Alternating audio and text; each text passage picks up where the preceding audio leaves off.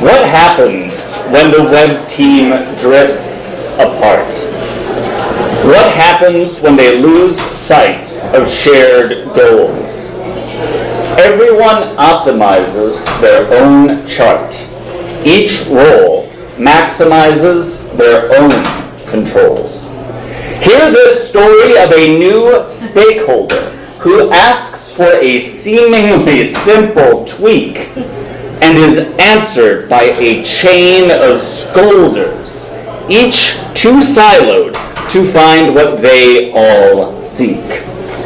This session will examine dynamics present in nearly all web teams, trying to balance many different metrics without clear guidance and without crying. Before you get lost in the WebOps weeds, navigate the hierarchy of needs. Hello and welcome to the dramatic and poetical tale of the website hierarchy of needs. I do like to begin my presentations by telling you at the top what you're going to see. This is the first presentation in which I have done that with a literal prologue written in Elizabethan sonnet form, but you know, why not? Why not? Why not make it exciting if we're going to fly across international borders? This prologue really does tell you what you are about to see. We will indeed hear the story of a new stakeholder. We're going to meet the fictional director of alumni giving at fictional Demo University, and they are going to ask for a seemingly simple change to the website. Along the way, they will then meet the people who have been working on the Demo University website for much, much longer, and they have gotten a bit siloed from one another, and well, I don't want to spoil too much. The reason I'm going to tell this hyper-specific, fictionalized story is to get at what I see as a broader but less specific story that's present all over the web, especially in higher education. A lot of higher education institutions are aiming for a future state in which everyone on the web team could confidently say, yes, our web presence fully supports the mission of our institution. And we're coming from a past where just getting on the web was a huge accomplishment, and academia gave us the World Wide Web. Universities were some of the first on the web, and that was impressive in the 90s. Now we've somehow gotten stuck in an ever-present present where even in the best case scenario, you might say, yet we have satisfied all of those third parties, those stakeholder requests, we've done third-party integrations, we've done all the feature development we can do, and we have a mess that we can barely keep online. That is not a good present to be stuck in. I've been talking for a few minutes here. I haven't introduced myself yet. I'm Steve Persch, Director of Developer Relations at Pantheon. I first went to an Evolve event back in Atlanta last year. I played Twister as a way of symbolizing the way front-end development has gotten too complicated. At Evolve Drupal, I represented Gutenberg, the WordPress block editor, and encouraged the crowd to boo me as the WordPress voice at a Drupal event, and even despite all of that, I still got invited back here today. So yes, we are also laying over this story, the hierarchy of needs, which I'm taking from Abraham Maslow, an idea in human psychology, human society, that we human beings, we organize our needs into a hierarchy. If we do not have food and water and sleep, it is hard to focus on anything else. If those basic needs are met, well then we might worry about our physical security, our financial security, the stability of our health. With those needs satisfied, we can then ask, well, where do I belong amongst my friends, my family, my coworkers? Where do I fit in this community? And then, do I have a sense of self-esteem? Do I feel good about where I belong? And then perhaps, am I reaching my full potential? Am I self-actualizing? Not a perfect way for understanding human beings, but a rough framework. I think we can map that on to websites. Now, I first developed this mapping pre-LLMs and pre-AI. I hope the LLMs do not self-actualize. I think websites are more aimed at like conversions that they're aiming to drive. Those are the top of the pyramid for websites. To build up to that, we do still need servers. Even in the serverless cloud era, there are still physical servers somewhere. They need electricity. They need internet bandwidth. They need CPU power. Without that, you don't have a website. And then, well, is your website crashing if it gets too much traffic? Is your website getting hacked? Is your website in compliance with all of the laws that it needs to stay in compliance with? Is it in compliance with your university's branding guidelines? These questions are kind of asking, is the website wrong? Is the website broken? Ideally, your team doesn't need to spend too much time saying, the website is broken or it's not broken. We can ask, is the website any good? Is it of quality? And then ideally, we're focused on, is the website actually doing its job? But we will see in this story, it is all too easy to get pulled down the hierarchy of needs. I should say this hierarchy of needs for websites is not really a hierarchy of people. We will meet people with different jobs who map somewhat to these different layers of concerns. But part of what makes the world of web development challenging and I think somewhat exciting is that this is not a human hierarchy. At a literal, real university, any one of these people might be the most senior, highest paid person. Maybe it's the systems administrator. Maybe it's the director of communication. Maybe the front-end developer is so specialized that they're the highest paid. That is a challenge. In some ways, it would be easier if one person on the web team could just say my way or the highway. That is not the reality for many web teams, and that's what makes it fun. All right, with all that set up, let's now meet Alexei. Meet the new addition to Demo U. Alexei is starting his first day as the director of alumni giving. He is settling into his new office, pulls out his piping thermos, pours coffee with purpose, boots his Microsoft Surface, his personal Surface. No time to wait for the surplus laptop IT purchased.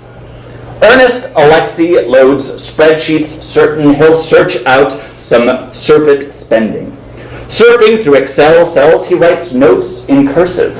He circles where the cash balance worsens. His predecessor, a careless person, couldn't raise funds, and his chances furnace. Alexei wordlessly wonders how to, 1 hour into a new job, work it so that he can rise with no disturbance. Maybe parties for alumni nurses?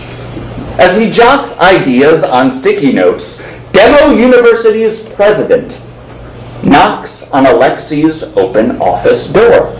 Eager, Alexei taps the touchscreen, stumbling through his explication, but he can see her attention's waning.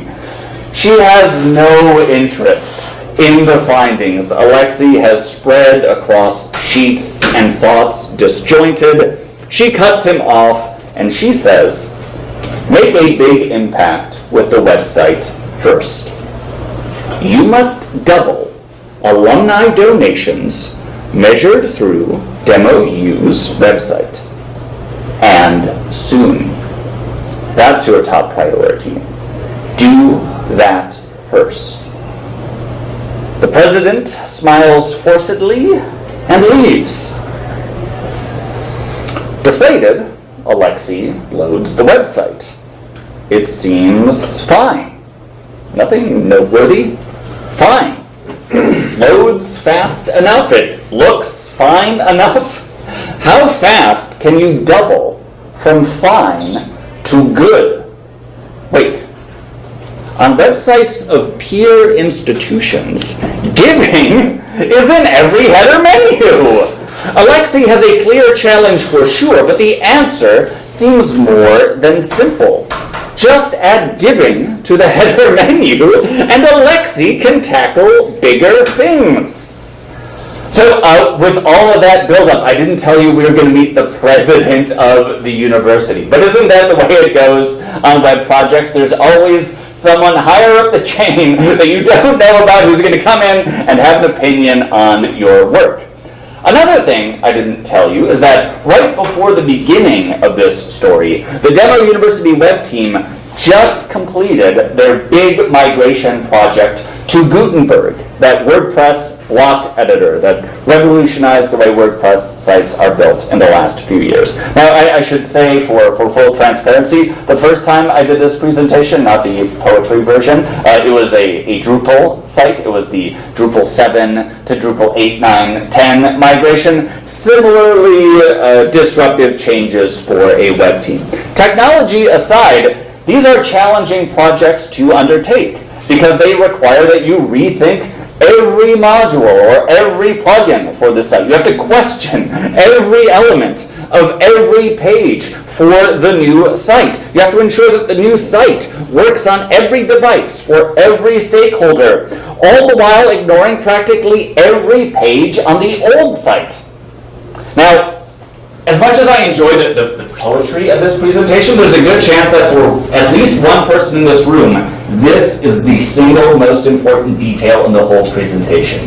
The semantic trick of thinking that the current website, the website people are visiting on your live domain, is the old website because the internal team is spending like a year on the new website. No, until that pre-Gutenberg or Drupal 7 site is fully gone from the public internet, it is not the old website. It is the current website. I am in that trap myself right now as I'm overseeing the rebuild and relaunch of Pantheon's documentation site. I'm starting to think, oh yes, yeah, thumbs up from Duncan. I'm thinking, oh yeah, the old site. No.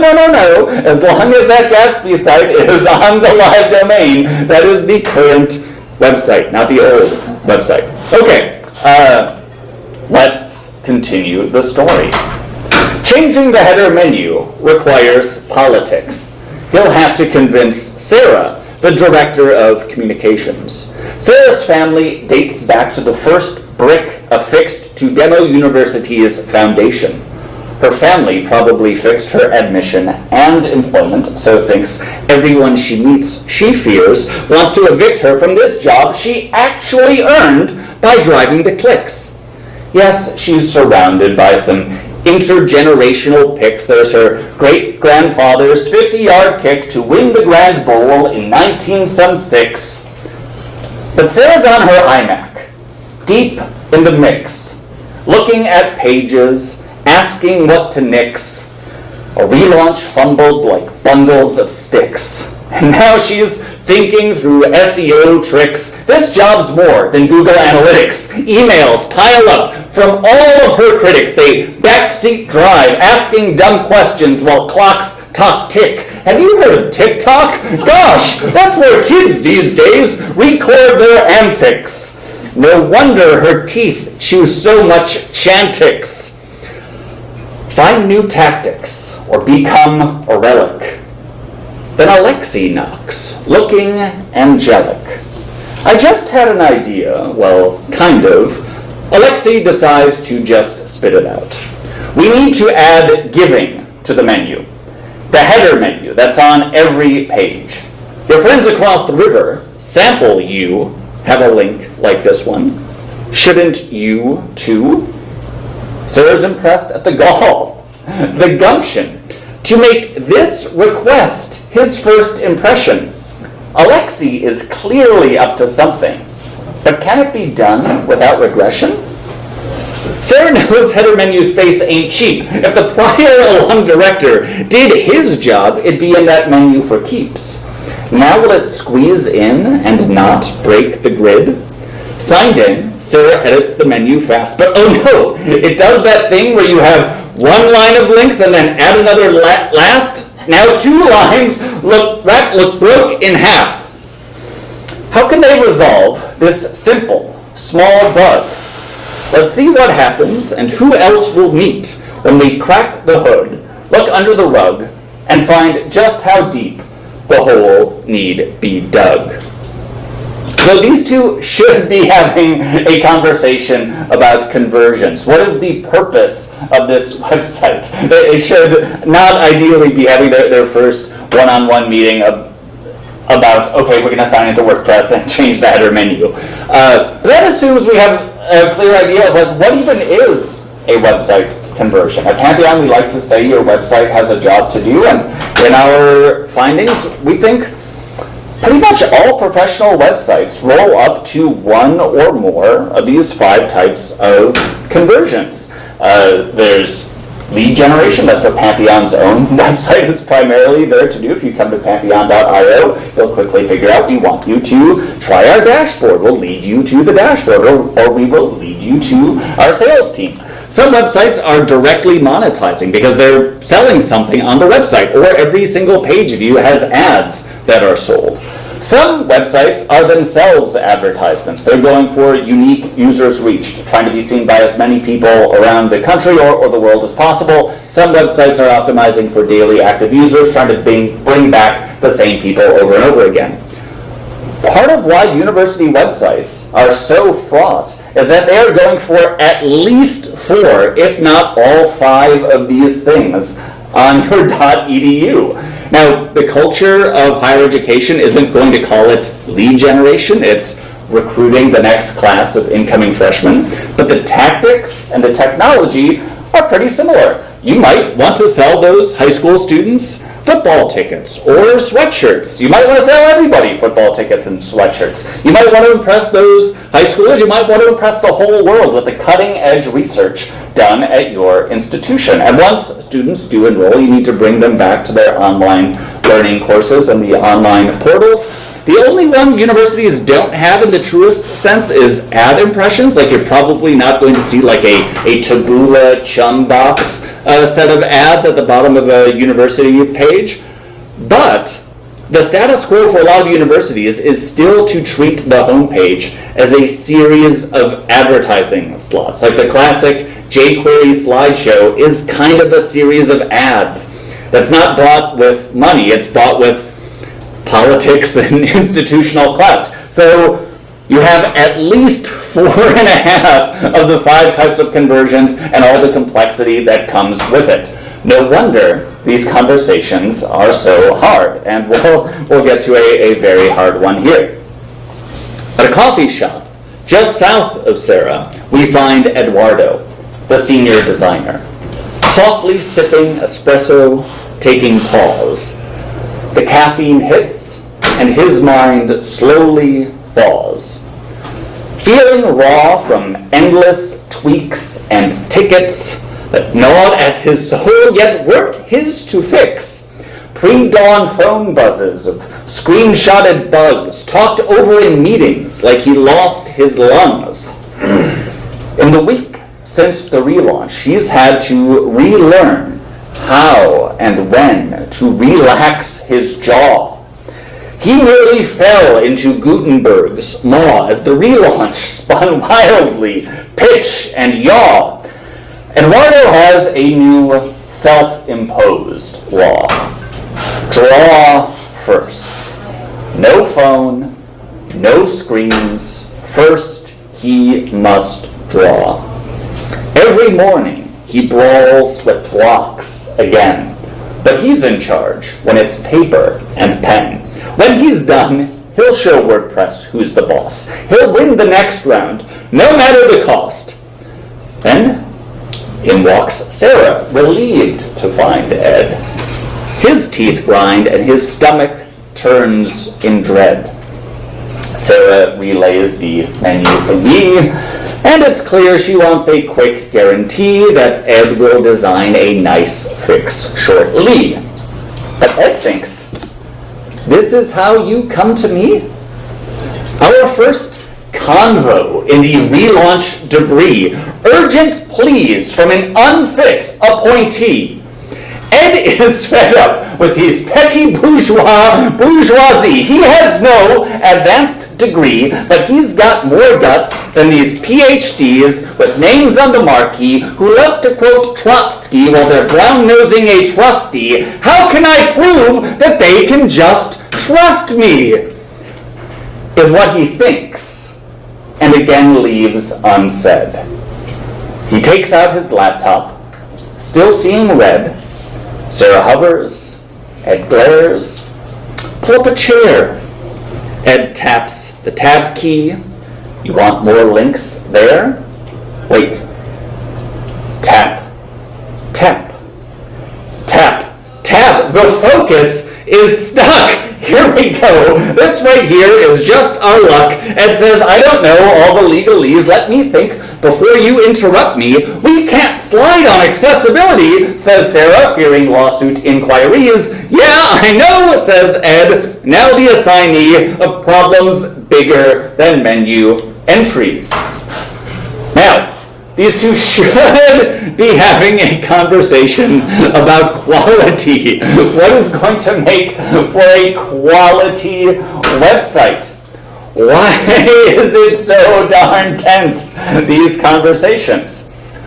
Part of the reason these conversations, in my perspective, seem to be getting more and more tense is that it is increasingly hard to have a shared sense across a web team of what quality means. I got a chance to stop by the Zen and the Art of Motorcycle Maintenance exhibit at the Smithsonian the day before I presented this poetical version the first time. And if you haven't read Zen and Art of the Motorcycle Maintenance, it is a bit of a slog. It's not that much about Zen. It's not that much about motorcycle maintenance. It is a somewhat biographical, autobiographical story about a man recovering from having lost his mind, trying to define the word quality. In the telling of this author, whether or not you choose to subscribe to this belief, there is an unnatural or an unnecessary separation between quality as it exists, say in the rational or in the world of the motorcycle, mechanical mind, the mechanic's view of a quality motorcycle, and there's what the author describes as the romantic view of quality, the rider's feeling of a quality motorcycle ride. The author thinks those two should have more overlap. Those should be a united view of quality, but perhaps because of modernity, or perhaps this has existed for millennia, those two views on quality are getting pushed apart. On just the mechanical side, in the world of websites, we have had a decade of what feels like endless subdivision. It's like we have front-end developers, we have back-end developers. Sometimes they don't talk to one another, and still their work produces a website. It'd be like if we had motorcycle mechanics who worked on the front wheel and never thought about the engine or the back wheel, and vice versa. That would not result in a quality motorcycle, mechanical or romantic. That is part of why I think having a conversation on a web team about what makes for a quality website is so darn hard. It's not that easy to talk about compliance either. Meet Eleanor, the front-end specialist, well-equipped with her MacBook Air lifted high above a standard standing desk, with monitors splitting JavaScript snippets, stacked, overflowing, VS Code going, NPM installed, Webpack is showing. She was right all along. Gutenberg, gone. Now it's clear to her where things went all wrong. Retreated now, she feels less defeated. She's in her happy place, with no WordPress, just the components. Isolated, clean. Now she can make sense of what it all means. As her fingers dance together upon the cherry switches, she quickly catches Ed's eyes as he rounds cubicle corners. He sent no slacks. Why invade her quarters? She takes off her pink AirPod Max headphones, pausing playback of Dancing on My Own. She quickly complains, I was in the zone! Ed relays the problems. Now they're not alone. Eleanor closes Storybook and signs into WordPress and sees a sign of hope. The plugin supplying the header has an accessibility update. Yay!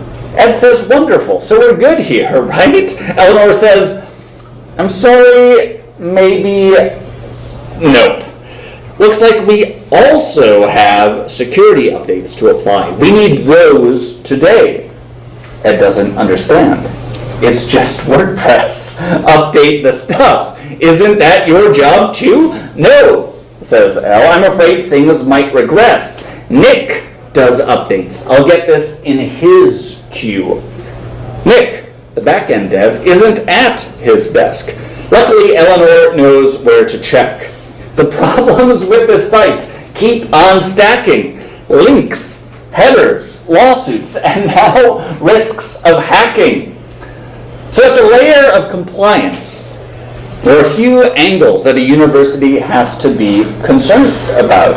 There are people at universities who are extremely passionate about the precise hex colors that need to be used to represent the university across different contexts. Those people would like to be able to come to, say, a pair like the senior designer and the front-end developer and ask them, are all of our web pages in compliance with our branding standards? Similarly, there are people at universities who care a lot about security. They would like to be able to go to someone like a front-end developer and say, are our websites secure? Those are difficult conversations to have. In some cases, the senior designer or the front-end developer might be able to say, well, we built the parent WordPress theme, and that is 100% on brand. But some departments then take that code, and we can't control what they do with it. Similarly, Eleanor might be able to say, well, as a front-end developer, I can make sure I'm not introducing XSS, cross-site scripting vulnerabilities in the templates that I'm working in. But I know that a lot of the WordPress hacks out there happen at the layer of file permissions, and that is not the world that I work in. So no, I cannot tell you, compliance officer, if all of our WordPress sites are secure. How do you work through that kind of challenge? I think part of the way to work through it is by setting a culture where you catch and fix the wrong things as fast as possible and make doing the right thing easy. One representation of that is WordPress coding standards. Now, in my previous job, I had fully internalized, like, when you need, it's incorrect to have a space here. See, I'm confused still, but machines are really fast at telling you when you're supposed to have a space and when you're not supposed to have a space by the square brackets. I used to spend, I'm embarrassed to say, hours with my coworkers. Human hours were spent at this layer of concern that even pre-AI, machines are really fast at catching this stuff. Now, this is not what the compliance officer is asking about when they ask, are you in compliance? Like, they're probably not asking, is your PHP code in compliance with WordPress coding standards? But you can establish a culture, you can establish a precedent, an expectation that anytime we change code, we have an automated check that checks that we're in compliance with WordPress coding standards. You can do that in a relatively short amount of time. And by building up that muscle, you can then work up to the more complicated questions like, are we in compliance with all the accessibility laws? That is more time consuming than WordPress coding standards. Similarly, have we distributed all of the design updates to all of the websites? That can be really difficult when there are universities out there with literally thousands of separate installations of WordPress. At Pantheon, we try to make that easier with a feature we call custom upstreams. We're just trying to take the mechanisms that exist out there in the open source ecosystems and make them as easy to adopt as possible. Because if you're going to do all the work of making a theme that is 100% on brand, you don't want any given department saying, oh, well, we just couldn't keep up because it was too hard. No, you want to make the right thing easy. Because if it's not easy, those wrong decisions will pile up and you might affect stability. Alone under the old library's crest, Nicholas made a temporary nest. Obsessed, he types faster, a man possessed. Distressed, he's now got space to ingest what blocks have done to beloved WordPress. 1 week removed from the relaunch, egressed from his soul to the live domain addressed, Nicholas now has time to learn, digest. With a MacBook Pro just under his chest, a drive to test, though not yet test-driven. Riveted, reacting with no action, his regard a 202 reaction. As React wrestles requests re-questioned, JSON responds with fast satisfaction. Just tests return green, Exit code 0. This hero of WordPress rests. Yes, he rests. At this sunny summer hour, Nick feels blessed. Early morning shadows shrink in the west. The library's silence is then recessed as rubber shoes clap an important quest. Eleanor whisper shouts, "Plugin updates! 3 unapplied security updates!" Nick waits. Don't take the bait. As if he did not know this was already on his plate. Did you read the details, Eleanor? Did you see the attack vectors do not apply to our site at all before you came and wrecked my perfect, quiet morning? Eleanor can't believe it. The hubris. Just apply the darn updates, Nicholas. Nick whisper shouts back with growing fervor, "First I need a working staging server. The updates apply fine on my machine, but I won't shortcut deployment hygiene." Excuses, excuses, thinks Eleanor, as she says, "Well, I'll tweak markup some more." This story began with a missing link. Now we find the whole web team out of sync. How do we get to a place 22 years into the history of WordPress where only one person on the web team has the skill or the confidence to update WordPress plugins? That is a bad state to be in. Part of why we are in that state is because this is what the hosting diagram looks like from AWS. I do not expect anyone to read or internalize anything on this slide. Just know that if you want to run a WordPress site, one live environment for one WordPress site on AWS in the most scalable, performant fashion, you're going to buy and configure 9 separate things. That is too much work, in my opinion. I do not want to do that work. Most professional web teams are not equipped to do that deep server configuration. We're still worried about servers. Kels didn't race in the Gutenberg Dash. She was too busy, a one-woman stash of interdependent code wrought in Bash. When anything breaks, she answers, not crass, calmly asks, "Have you tried clearing the cache?" Teeming masses, many massive demands, yet still no team for this center of mass. Understaffed since Y2K didn't crash. Kelsey swiftly sips her tea, Earl Grey, hot, out of her own class of '99 mug. She's seen the decades since go in a flash. Just another trendy fad dispatched. She and janitor Jane empty trashes, Kelsey RMs some once applied patches, while Jane collects commencement gown sashes, swept up and then tossed out with the ashes. The tea splashes and the moment passes. On her desk, a new ThinkPad dashingly sits atop a steely sticker, brashly reading simply, "This machine kills fascists." Her worries of rainbow table hashes and more interdepartmental clashes fly from her head when Nicholas smashes doors shouting, "The staging server crashes!" Kelsey doesn't look up. She says plainly, "I know." "Do you? No. Why?" Nick asks and huffs. "No, I don't. I'll get to that when I'm done setting up this laptop and other stuff that I'll be bringing to Alexi, the new director of alumni giving." Nicholas merely collapses. Perhaps this lapsed server outweighs Alexi's gaps. He's new. He might not last a semester, and these web devs do know how to pester. So she chooses the option that's least bad.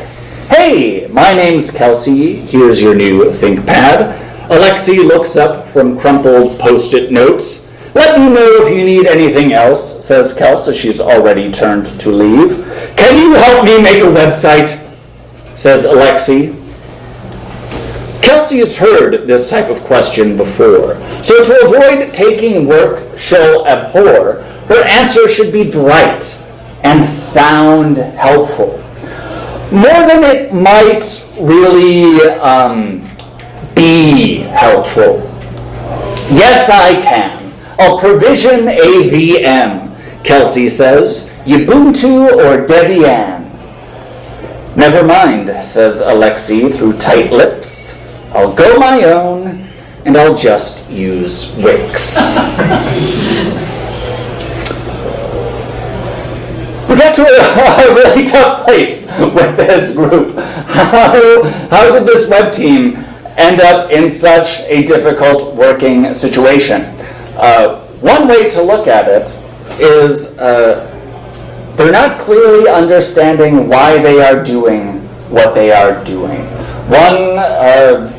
One way of thinking about the work we do is that it's valuable to stop and ask the question why. Sometimes 5 times. 5 is just a nice, round, big-ish number. And if you ask why 5 times, you might get to some interesting places. Why are we doing this? Well, I guess we're doing it because peer institutions do it. Sample University across the river, they have giving in their header menu. Well, why do they do it? Well, it's because donations are so important. Well, why are donations so important? Well, because people like university presidents get hired and fired over stuff like this. And well, why is that? It's because higher education is always on the edge of underfunded. And why? Well, it's because there's a higher education bubble, and it's going to burst, and some 100-year-old institutions will cease to exist in the next decade.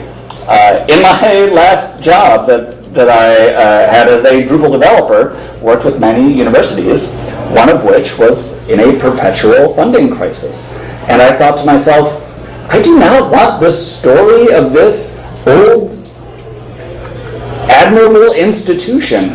I do not want its last chapter to be their website wasn't good enough to get donations. Now, the last chapter would obviously be more complicated than that, but I spent some of my job thinking, oh yes, I am building the donation form for this university.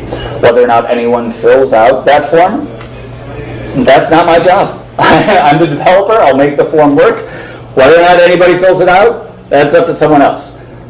We could ask the 5 whys and go in a different direction. That direction we took it was kind of a downer. What if we took it in a different direction? Why do we need to add links to the header menu?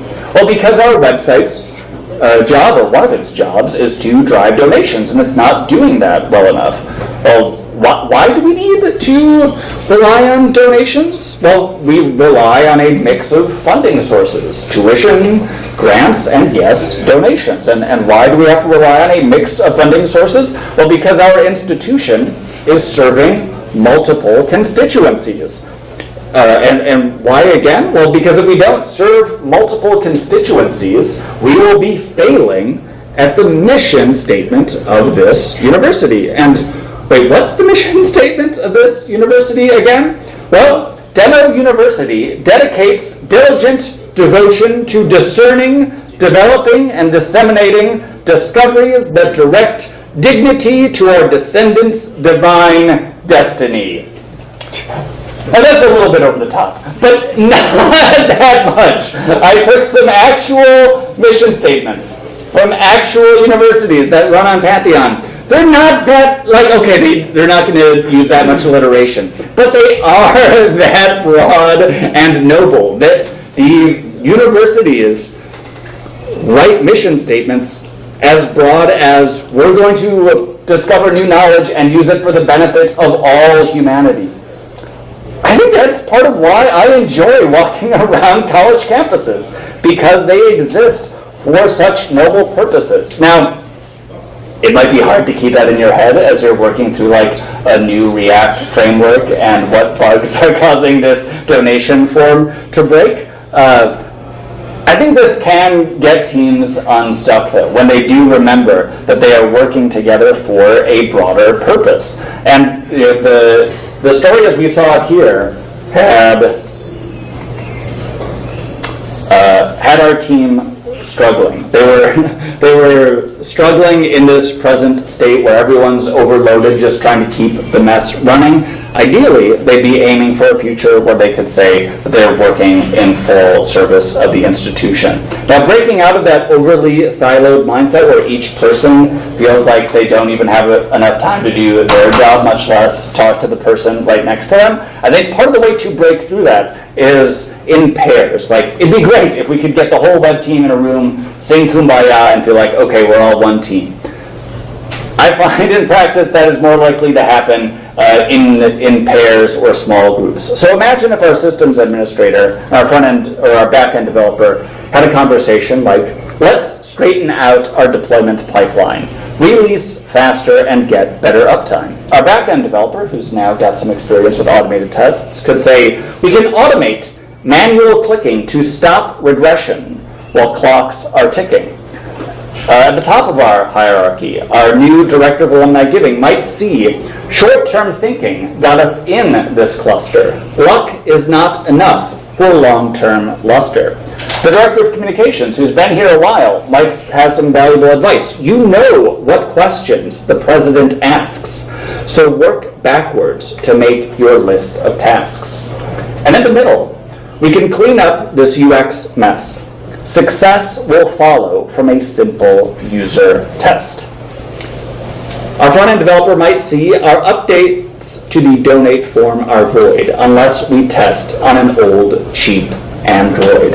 This presentation has focused so much on the people inside the web team, I figured I should end with a reminder like, oh yes, there are people visiting this website, and especially young and broke early college graduates might need that porn to work on an old, cheap Android, and they're going to be persuaded to donate. All right, my time is up. Thank you so much.